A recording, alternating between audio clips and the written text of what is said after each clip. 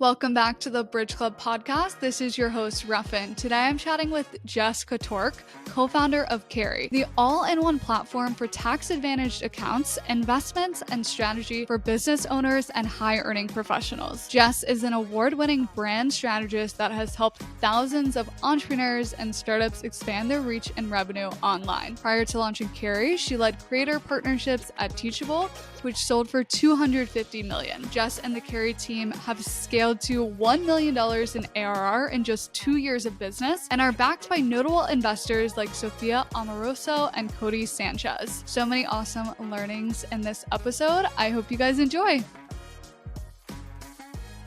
So prior to founding Carry, you led creator partnerships at Teachable, which ultimately sold for $250 million. How did you first get involved with the Teachable team, and what kind of inspired you to pursue this career in startups and tech? It is the most random story because I never really had this idea. Before I started working with Teachable, I had online courses. I was a web designer. I was teaching people how to make their own websites. And so I never thought I was going to work with another team for anyone else ever. And at the time, I think it was 23 maybe, I had a podcast and I was no one knew who I was. No one still knows who I am. But I was how do I get really inspiring guests that I would love to talk to?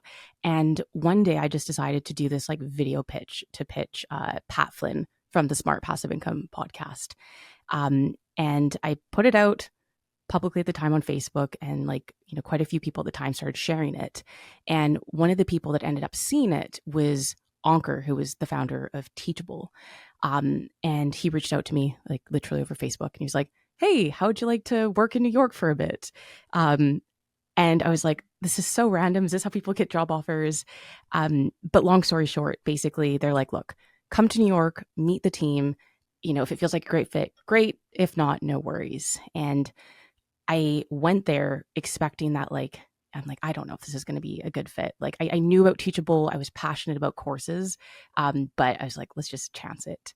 And basically met the team. And it was just this small group of just the most incredibly impressive people. They all had these different passions and skills. And yeah, long story short, after that brief little stint in New York, is I think this feels like the right fit. And it just ended up being, from 1 year to another, and then to where Teachable ended up going. So you were a creator yourself, which is awesome.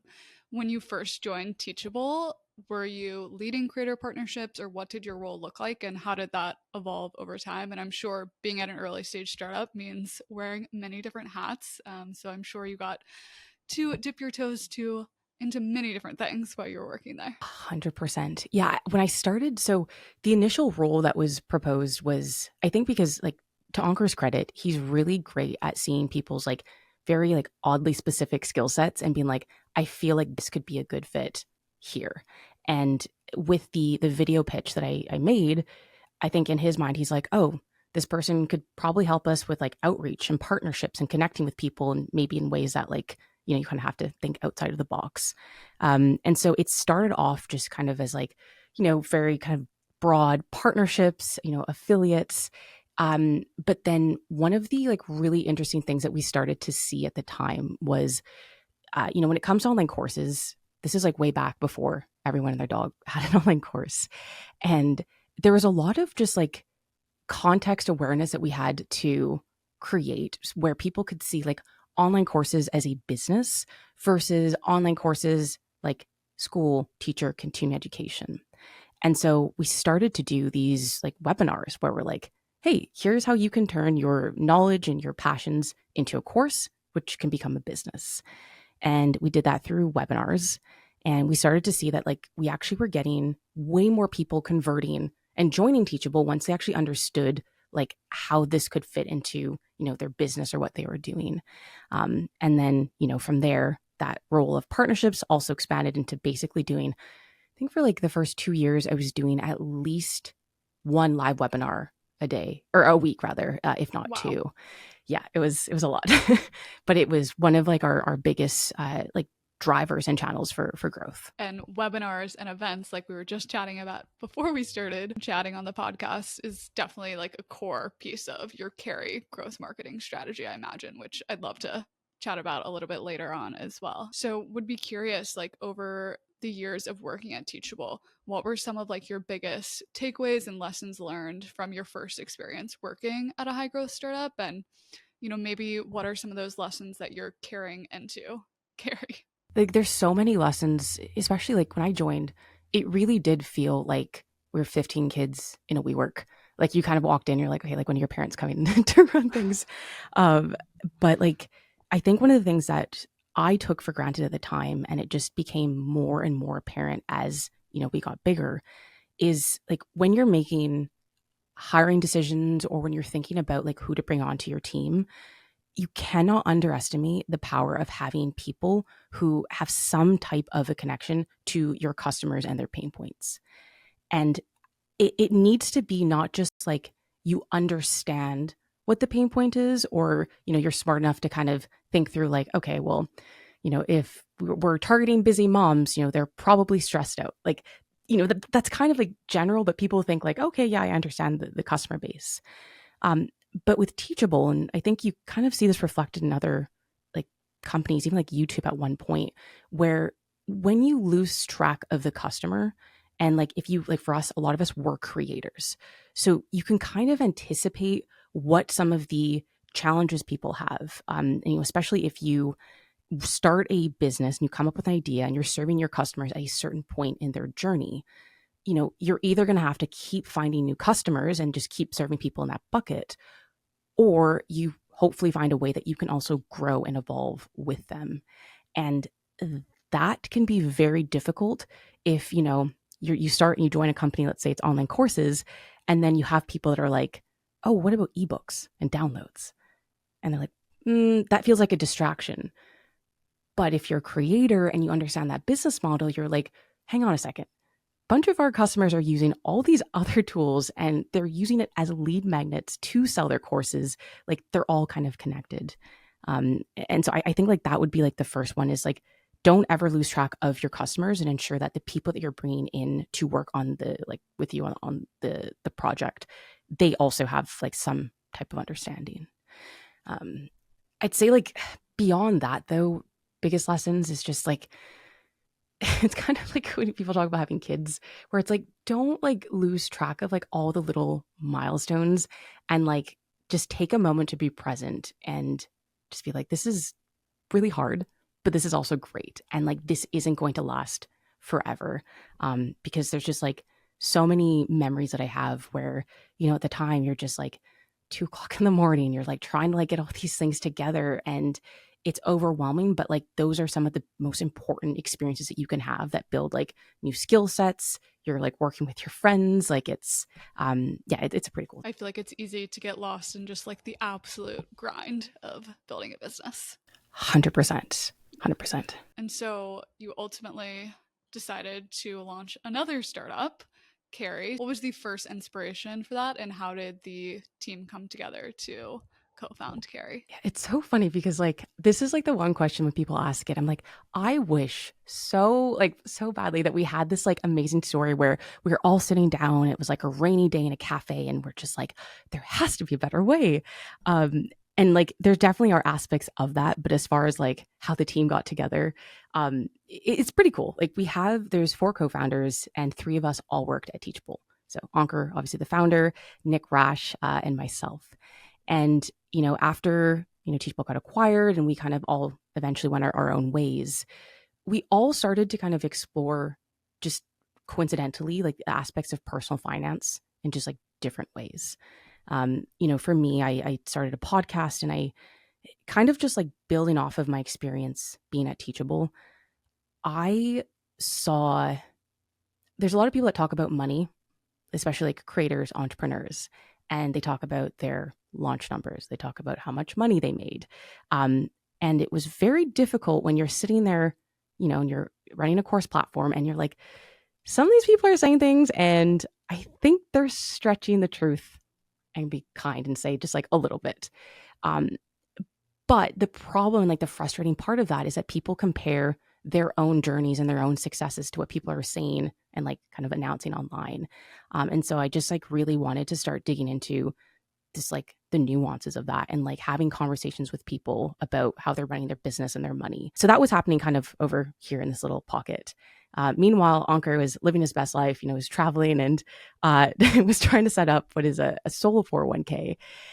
And unsurprisingly, if anyone's used any type of banking platform of any kind, you can understand that some of these things, like the process feels incredibly antiquated, where they're like, hey, just like fax this form. And you're like, was that fax? Like, where should I find that? And we can also talk about solo 401ks more because it is one of the most powerful like retirement accounts in America that is available to business owners. But like all the things that you can like technically leverage with it, it is like very hard to find places that you can do all of it. And so for Ankur, he was like, okay, this surely there's like a better way to do this. And like, so he kind of started that like process where he's like, okay, I think there's something here. I think we should do it. And then basically kind of like reached out to a bunch of people, got the gang back together. And then, just kind of started this process of making like tax saving strategies more accessible to business owners, but then also partnering that with like our background with courses and education, because there is a gap where, for example, solo 401ks exist. But if you're a business owner, if you've never heard of that, or you feel overwhelmed about personal finances, it doesn't matter if there's like the most amazing solution out there. It's not realistic to expect yourself to be like, okay, I'm now going to just sign up for this retirement account, even though, I'm still trying to figure out how taxes work. So, we really wanted to make sure that we made both like the platform, but also just the education and the information more accessible. I feel like that's like one of the biggest pieces of like, if you don't understand the opportunities and how to use the tax code, it's just like you can't even get started because it's so overwhelming. So for people listening, can you give just like a high level of like what a solo 401k is and who can access that type of product? This is like the biggest challenge. I'm like, I'm so much fun at dinner parties where I'm like, okay, how do I talk about solo 401ks and HSAs in an engaging way? So what I'll say is a solo 401k, I'm going to just give you like the hook. So if people are like dozing out, because I've been told that my voice puts people to sleep. Solo 401k, up to a $69,000 tax deduction for this year. All right, I've got everyone's attention. Basically, the way that it works is it is a retirement account for individual business owners, and you're most likely eligible if you don't have any full-time employees outside of your spouse. Now, it has one of the largest contribution limits out there. So it allows you to have like the power of like a corporate 401k, but you have so many more options and flexibility for how you want to run it. So you could do Roth and pre-tax contributions. Pre-tax, we get the tax break up front. Roth, you don't pay taxes when you retire. You also can invest in alternative assets. You can take loans without having to pay like early withdrawal fees. You can get up to $1,500 tax credit. Like there's so many things there. But the most important thing I would say is just it's a retirement account. It can also be a really great way to reduce your taxes or, plan for the future. And I was very fortunate to be able to take advantage of a solo 401k with Carrie this year. So thank you guys for what you do. Huge tax savings. So I'm curious, not to flip the script, but like from your experience, did you like with solo 401ks, was that something that like even with your peers, like, these types of accounts, were you guys familiar with it? Or did you also have to kind of go into like the weeds and like read the IRS website? I'm in a little bit of a unique position. My first career was accounting, so I'm a New York CPA actually. So Perfect. I love this stuff. Like I was so fortunate, and why I love what you guys are doing. My dad was also CPA, and so we had conversations like these all the time. And so I think I sometimes forget how in the weeds that I personally am, and so it's so important I tell my friends about solo 401ks and like they have businesses and they don't know that they can be taking advantage of these things. So unique position, 100%. but love to share my knowledge whenever I get the chance. So I feel like you're also very fun at dinner parties. Exactly. No, I can very much relate to having to used to tell people that I was an accountant, which was always like just like a conversation ender, which is hilarious. That's so funny. Yeah.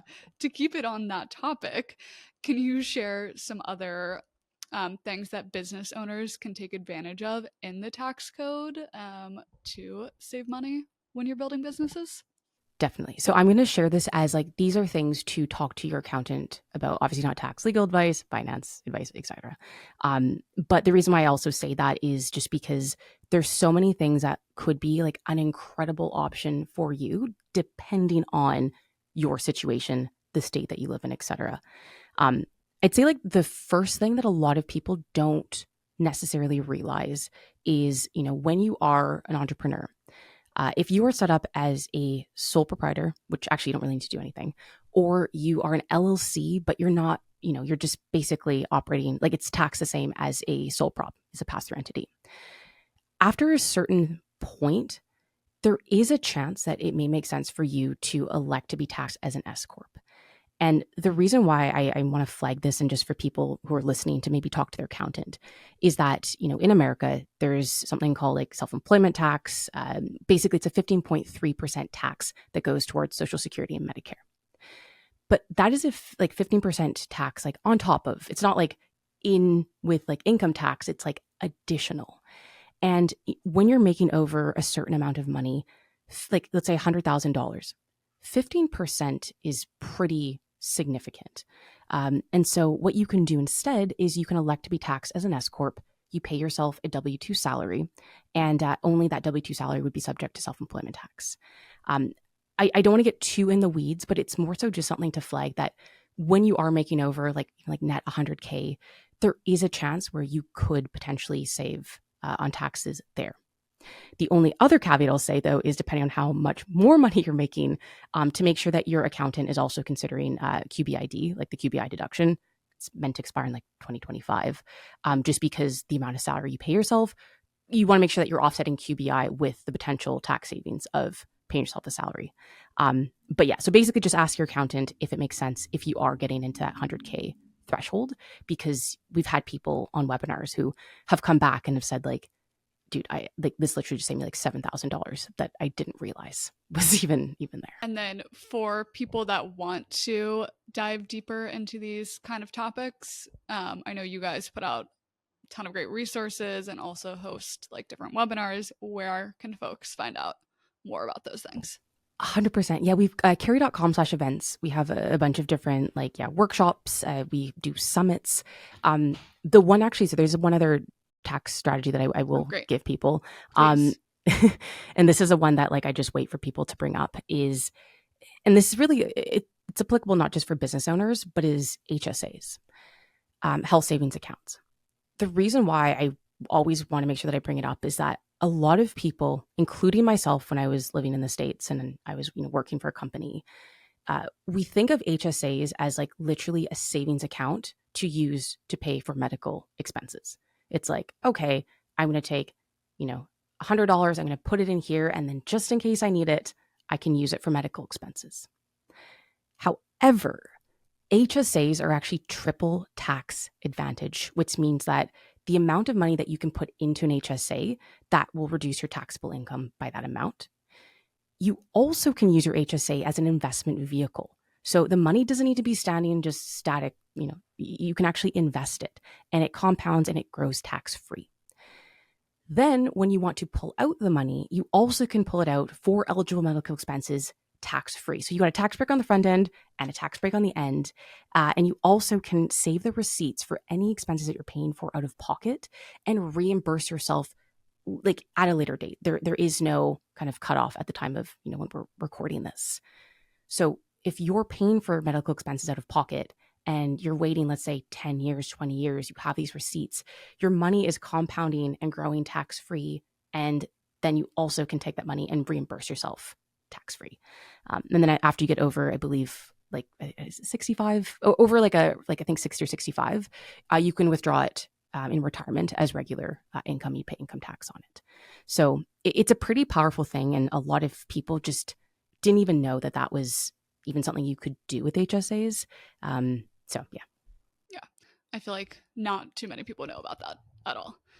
It's such the branding, like my marketing brain is totally. like, come on, we need like a better name than that. I agree. Okay, so we've talked about a number of different tax strategies as well as account types. Which of those can you actually, open on Carry and take advantage of? We haven't gone through all of them on Carry, but you definitely can do a solo 401k. And like that has been, our bread and butter from the beginning. And I think that's the one too for folks who, like, if you already have a solo 401k, would be so curious for you to just even like dip your toe and see like the experience with Carry, because you see like Vanguard is like selling out their solo 401ks and they're out of that game now. And, we've really put a lot of like focus to make things simple. You can do your like self-directed investing that, and also with Roth IRAs, we have regular brokerage accounts. Down the line is in the pipeline to do HSAs, but I'm not going to give a date just yet. Correct me if I'm wrong, but you've grown Carry to over 1,400 customers and $35 million in assets on your platform. Is that right? We're a little bit more than that now, but yeah, we're like 1,800 customers. Yeah. Would be curious to understand a bit more about like who your customer really is and how you've kind of grown that customer base over time. Yeah, and this has been such an interesting journey to go through, because when you have a product like Carry, where it's like it really isn't the gap between when someone recognizes their pain point and when they decide to like find the solution, which is Carry, there's like a lot that has to happen in between. And there's like the first pain point where you're like, I feel like I'm paying a lot on taxes and my accountant's not really putting in a bunch of love in doing that. There's the second phase where you're like, geez, I really need to start thinking about retirement. What are my options? I'm self-employed. Like, is it a SEP IRA? Like, what can I do? And then the third is like the people that are kind of, once they get there and they start looking for products, or maybe they've set something up and they're like throwing their laptop out of the window and they're like, why can I not make Roth contributions? You are a massive company. This should be possible. That they come to Carry and they're like, oh, this makes sense. So because of that, there's like kind of like a variety of people that fall into that, at least from like a psychographic perspective. But in general, the core of our audience and our customer base are business owners, solo or like small business owners. And then within that, and this is also why like making sure that we had courses about personal finance for business owners, resources, Q&As, is because a lot of people will get to the point where they know that they need to do something. They're like, okay, Carry seems like the easiest option for me to do this. But it's like, it's unfair for us to expect that people, once they take that leap, to just like magically know how this entire world works. Like that's a whole other separate topic we can get into, but which is why, we basically have introduced, online courses and stuff for those people. You're describing basically my exact journey of how I ended up using Carry. And I feel like I also went through this process, even though I have like the accounting background of like just trying to navigate like what actually is the right product for a business owner. Because there's, even if you're deep in this stuff, like there's a big learning curve, I'd say. I'm glad you said this because I feel like people don't really acknowledge the emotional aspect of it. I've spoken to so many people, like our customers, that they have personal finance content on YouTube. And still there's like this, I don't know, I feel like it's like this feeling that everyone feels like they should know more than they do. And everyone else is kind of like on like the insider club where like, yes, yeah, sure, everyone's doing this. But I think it's also why it's so important to like talk about it and be like, hey, sorry, you said Roth. I actually have no idea what that means. Like, why do people like Roth is like the best option, right? And it's like, well, like, there's just like a lot that we can do just to start having these conversations more openly because it's a pretty consistent thing across the board. Totally agree. And I remember the question that left my brain earlier. Why do you think like the Vanguards of the world are closing down products like solo 401ks? I'm just going to speculate. But when you are building out a product like Carry, you realize that like to do it well, it takes a lot of time and thought and understanding about not just like the ability to do something, but the customer experience. And, when you look at these mammoths like Vanguard, I'm guessing they didn't call me and tell us like why. But I would like to me, like the solo 401k product is like one piece of like everything else that they're doing to generate revenue.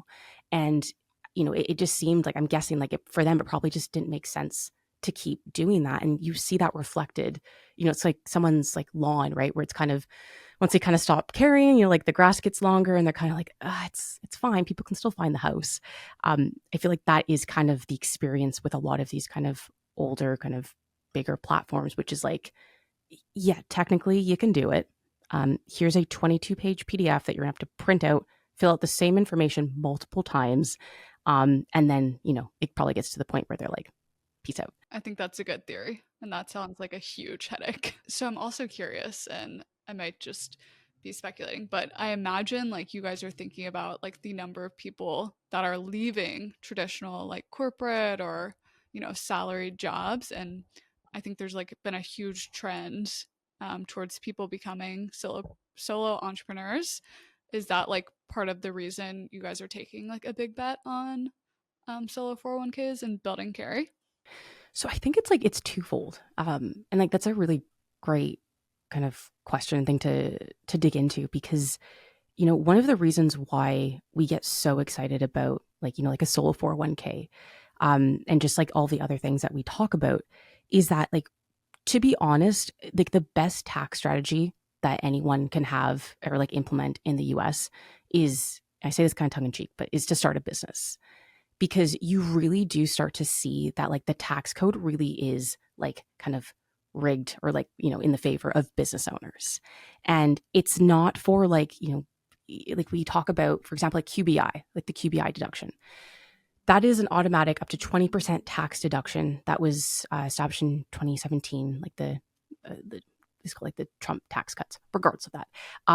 But like a lot of people don't realize like that exists, but like that's like a perfect example of, that is something that is literally only if you are a business owner. Being able to write off things that you're likely paying for out of pocket expenses. You can't do that when you're just like a W-2 employee and say that, this trip to this conference is necessary. So there's just like, there's so many exciting things that you can do, which is why, we're kind of taking this bet and we're trying to make it more accessible and easier. But on the flip side, I think that's also reflected as more people start to, there's so much content online, even if it's some of it you need to kind of double check and fact check it. But at least like the conversation is happening where people are like, wait, even if I had a side hustle, I can still be a business owner, and all of these opportunities and all these things I can do to reduce my taxable income and save on taxes, that magically just opens up as soon as you start earning income outside of your, full-time job, your W-2 income. And so I do think that we're seeing I don't know if we're seeing like a shift, because I think we went through phases, right, where there's like the rise of like the gig economy, and like then there's like the creator economy, and I don't know what the next wave is. Part of me is like speculating that maybe we'll go back to like the side hustle, just with like the economy. But regardless, it's like, even if you are doing something on the side, the just like what you can leverage with the tax code just changes. So yeah, it'll be interesting to see. I was about to ask you to clarify, like, even if you start a side hustle, like, you can take advantage of these things. Because I think that's like, you don't have to have this huge grand business. It can start as something small, and you can access a lot of these things. Like, we know people that are like travel bloggers, and like at the end of the day too, what I will say is, all these things, please don't listen to people on TikTok that are like, just like, you can start like an Instagram and travel, and then everything is a write-off. It's like, you need to ensure that you're actually operating a business. The IRS sees that you're like trying to earn an income. But it is legitimate that if you are passionate about traveling and you do try to find a way to turn that into some type of, side hustle or income, that yes, technically your trips, the restaurants that you eat at, if you're doing like reviews, like all of those things can start to become eligible expenses. And you don't need to be earning millions of dollars. You're still paying out of pocket, so don't just spend money for the sake of it. But yeah, it's interesting. I have a friend that is a travel consultant, and I was telling her, like, you need to be deducting, like, these are business expenses when you're going on these trips to see these places. So encouraging her to make sure she's doing that in this upcoming tax year. For sure. But there really is like, there's so many things. And this is why like we just are so like excited talking about it. Cause, even like for people that work from home, there's people like I know in New York that are paying way more than they probably want to be paying for like a 2 bedroom. And it's like, hey, or even if like a little den, it's like, hey, if you are a business owner, you work from home, that you can actually use the proportional square footage that you're using as like a home office as a deduction. And like a lot of people kind of just maybe think it's more hassle, or they're like, it's not really going to move the needle. Or they just simply just don't know. And they're like, oh, yeah, I guess I could. And my internet bill and all these other things. Are there any great resources? Because for me, like I just use QuickBooks and I'm comfortable doing my own accounting for my business. But are there any great resources that you guys point business owners to for like tax deductions and business expenses and tracking all of that on an annual basis? Nothing like, no like specific plot, like QuickBooks, I would say would be like the most common one. There's different platforms out there. As far as like the tax deductions and like opportunities that people can find. Um, and I think this is kind of why there is such a like hunger for this type of topic, is like a lot of the times it is just making sure that you're asking your accountants like some key questions. And we have like, I can maybe send it to you after, you can just give it to people. We have a checklist of questions to ask your accountant to make sure that like you actually have someone that is like, going for bat to you, and like they are actually understanding your business. For example, we have a program called VIP. It's like our VIP plan, and it really is like a hands-on done for you service, and it's like advanced tax saving strategies, estate planning, all of that. And like there's 24 tax strategies that we have that we basically put people through simulation. And like it's not really like there's like one specific tax strategy that is like the thing to do, or like what you really want to make sure like everyone knows. It's more so just like knowing how to like, they're all like pieces of a puzzle, and like taking like, let's say like 3 pieces here, and you're like, oh, okay, I could get this amount, kind of changing the pieces. Oh, this could get me a little bit more. And it becomes more of an art than like, a science. But that's why you need to have, professionals that like understand it, understand your business, and can like actually like implement it. It's so unique to each person, each business owner. So can't really put someone in a box. Curious to dive in a bit more around you and your team's like growth strategy. So would love to understand how you've thought about marketing, Carrie, and like to your earlier point, it's like it's a long process to get someone to convert, I imagine, to a financial product. So would love to hear a bit more around your strategies there. When we were at Teachable, one of the things that we like when we started, like I said, I was doing webinars every single week. I think we really nailed down the like understanding our ideal customers, understanding like the messaging for them to see like, hey, this is my problem and this makes sense that this would help me. And we had a lot of emphasis on like that marketing side of it. But on the flip side, the product itself, after like several years, you can kind of see it, didn't evolve as quickly as it should have with like the growth, like, just adding new features and being able to really kind of make it even more robust and competitive. And so with Carrie, from like formerly Ocho at the beginning, one of the things that we made like such a big priority is to ensure that we focused first on like the product and that experience. Like we have 3 people on our marketing team, and the rest are like product related engineers. And well, obviously like our accountants and financial advisors. But like that is such an important thing for us because, one of our like biggest driver, well, not biggest, but like one of like the most like the quickest evolving drivers has been just like people recommending Carrie to their peers or their friends. And to build something for the long term, you don't want to focus so much on like really quick growth and getting a bunch of people in and hitting all these vanity metrics when like you're standing on this like really soft soil and trying to build like, a high rise.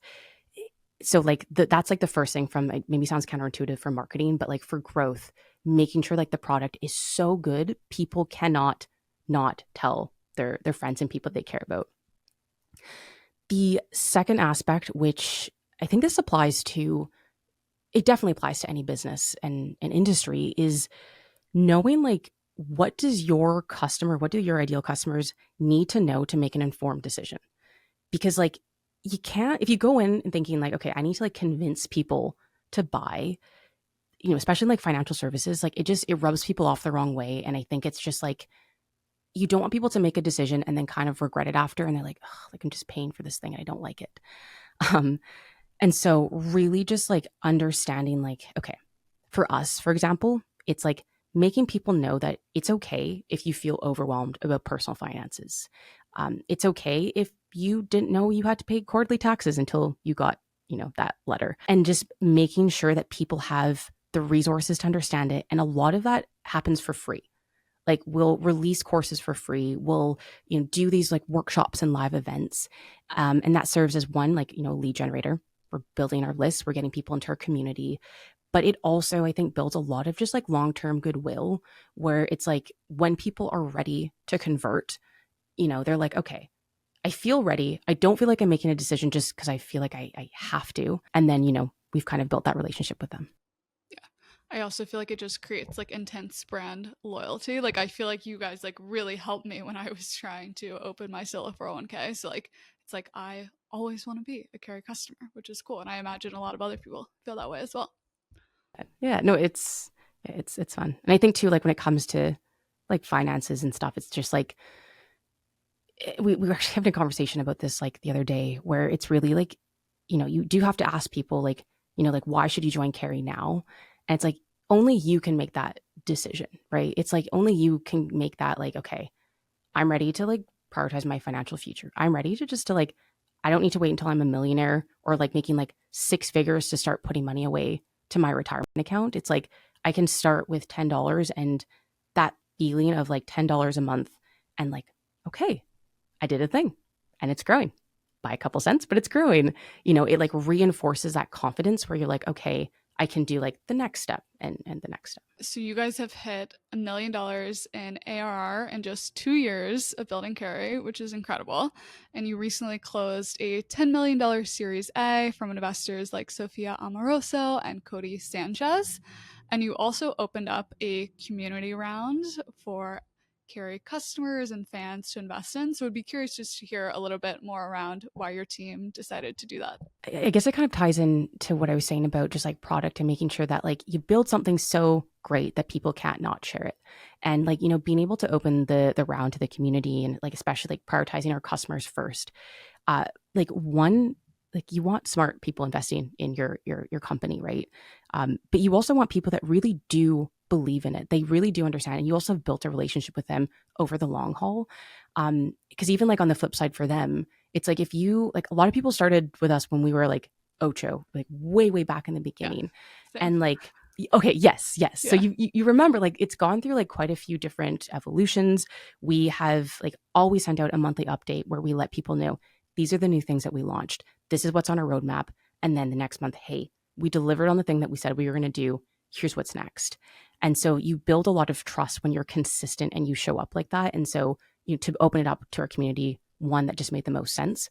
But two, for them, it's like, okay, I've seen you guys like month over month for 2 years, kind of like consistently grow and do the thing that you said you were going to do. And then, yeah, like for people like Sophia and Codie, it's just funny because back in like the Teachable days, even to get someone to like reply to an email, I was like, hey, like, you've never heard of us. You've never heard about me.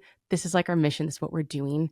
And, we're definitely in a like different, both of them are neutral. Not one is better than the other, but, in a place where like we can talk about what we're doing. And we've built relationships from like, the past, which makes it, a little bit easier. And to your point of sharing updates, can you share anything exciting coming up for you and the Carrie team? The best thing as far as like coming up, what we have coming up would be like if you go to carrie.com/events or just like our website, we've got like a bunch of just like resources, like free resources, ebooks about solo 401ks, like mini videos and tutorials and stuff. If you're looking just to like dip your toe in the water to better understand, how like money and being a business owner works, you can definitely check that out. As far as like product releases, we've done like the payroll integrations with Gusto.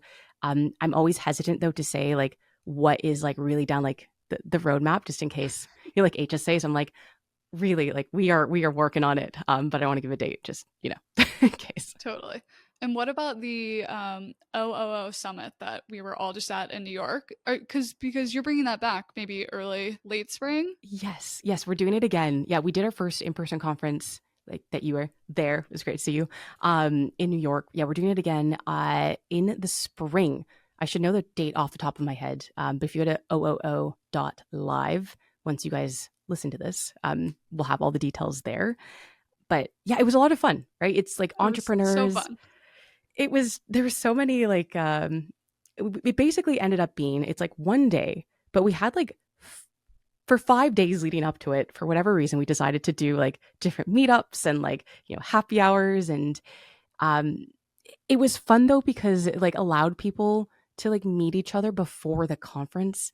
Because there's nothing like, depending on, your personality, it can be kind of intimidating going to a conference when you don't know anyone and then having to be the person to be like, so what brings you here? Totally. So, it kind of warmed it up. But yeah, ooo.live. And and hope to see you there as well. Awesome.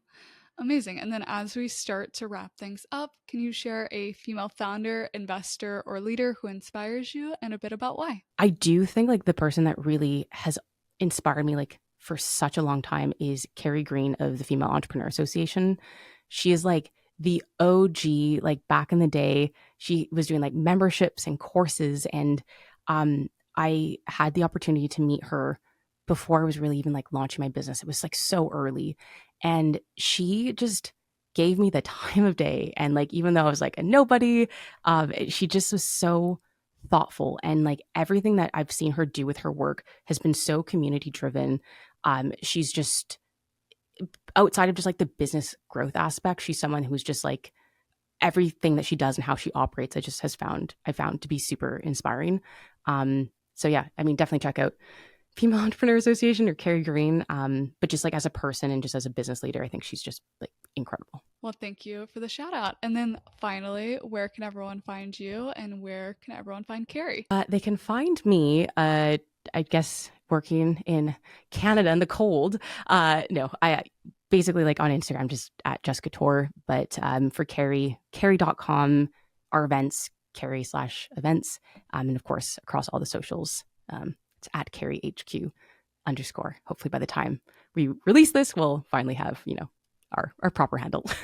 Amazing. And I will, of course, make sure to include all of those fun links in the show notes.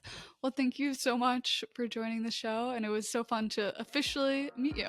You too. This is so much fun. Thank you.